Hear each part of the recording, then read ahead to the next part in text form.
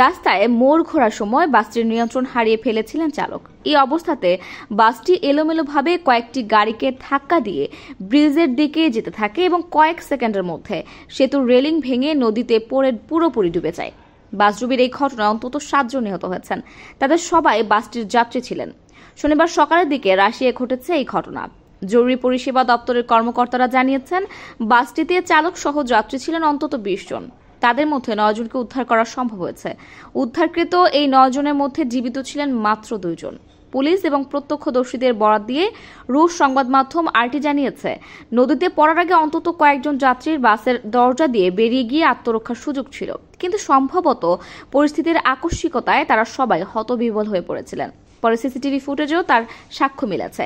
বাসটি ডুবে যাওয়ার অল্প সময়ের মধ্যে দেশটির দুর্যোগ মোকাবিলা দপ্তরের 18টি বিশেষায়িত ইউনিটের 69 জন কর্মী উদ্ধার তৎপরতা শুরু করেন। তাদের তৎপরতার কারণেই 2 জনকে জীবিত অবস্থায় উদ্ধার করা সম্ভব হয়েছে। সেতুটির নাম পোর্ট সেলুয়েট ব্রিজ। 2 জীবিতদের মধ্যে গাড়ির চালকও ছিলেন।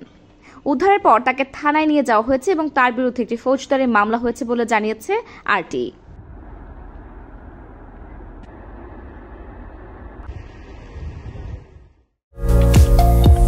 ঢাকার হযরত শাহজালাল আন্তর্জাতিক বিমানবন্দরের পাশে অর্ধেক খরচে জমি সহ ফ্ল্যাটের মালিকানা দিচ্ছে প্রবাসীর সিটি লিমিটেড। বুকিং করতে আজই যোগাযোগ করুন স্ক্রিনে দেয়া নাম্বারে।